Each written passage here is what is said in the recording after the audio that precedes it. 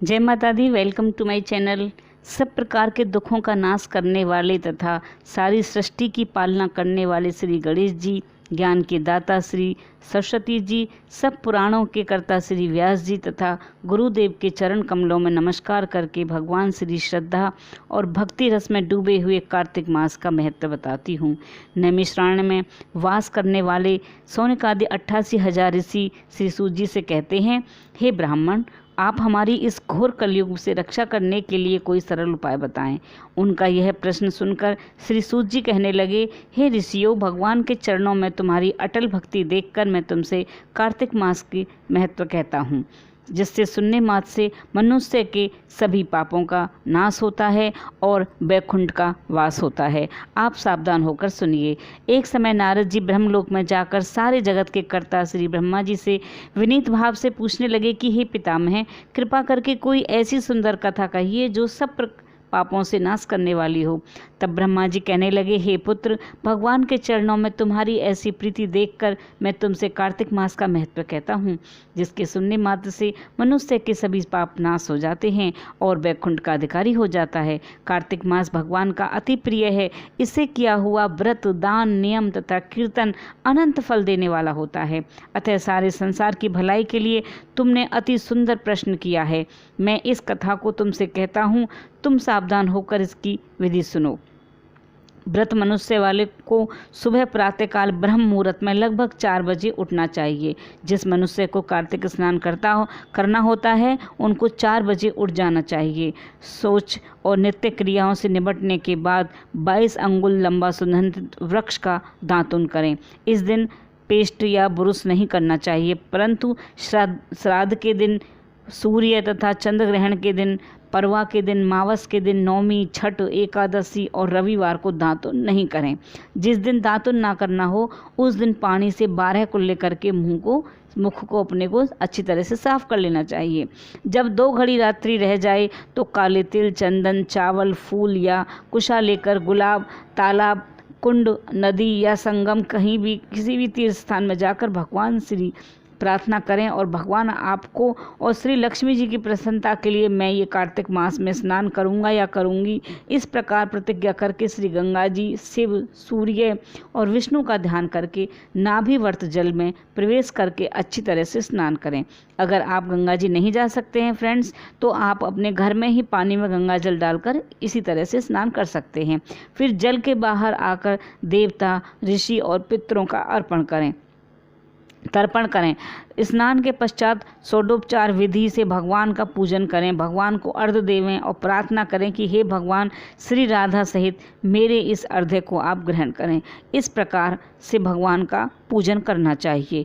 सुबह को उठकर 4 बजे उठकर ये सब काम कर लेने चाहिए। और भगवान का षोडोपचार पूजन करने के लिए 16 चीज़ों की आवश्यकता होती है। आवाहन, पाद, अर्घ्य, आचमन, स्नान, वस्त्र, चंदन, अक्षत, पुष्प, धूप, दीप, नैवेद्य, तांबुल, पुंगी फल, दक्षिणा और नमस्कार। भगवान की मूर्ति को अर्पण करके तुलसी मंजरी से भगवान का पूजन करें और इसे षोडोपचार व्रत पूजन कहते हैं। इस दिन पूरे कार्तिक मास में तुलसा जी पर दिया जलाएं और कृष्ण जी की पूजा करें, शिव जी की पूजा करें, पथवारी की पूजा करें, पीपल की पूजा करें, लड्डू गोपाल की पूजा करें।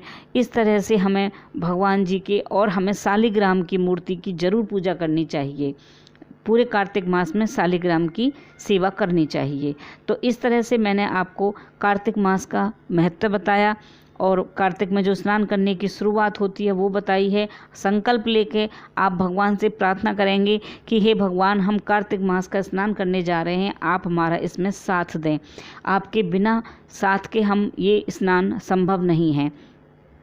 जो लोग पूरे महीने कार्तिक मास का स्नान नहीं कर सकते, वो शुरू के 5 दिन और लास्ट के 5 दिन कर लें।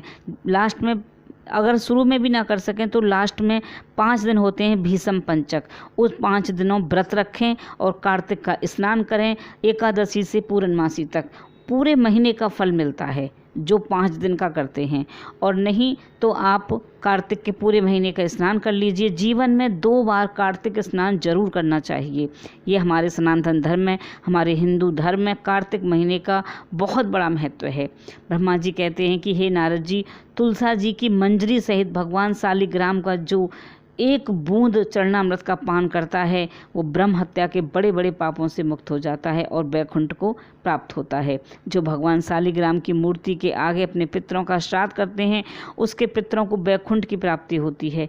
जो भगवान शालिग्राम की मूर्ति का दान करता है उसको समस्त पृथ्वी के दान का फल मिलता है।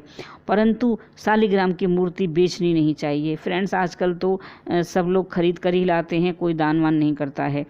परंतु जो शालिग्राम की मूर्ति को बेचते हैं वो घोर पाप में जाते हैं। अब जिनका बिजनेस है वो तो बेचेंगे ही, तो इस चीज़ का इतना वो नहीं है। अगर आपको कोई दान में देता है तो लेने में भी कोई दिक्कत वाली बात नहीं है। और विष्णु भगवान का शालिग्राम का शंख से के जल से पूजन करना चाहिए। शिव पर बेल पत्रों से, सूर्य का तुलसी से और गणेश जी का धतूरे के पुष्पों से, विष्णु भगवान को केतकी के पुष्पों से, शिव को कनेर कमल और छोड़कर किसी चाहिए।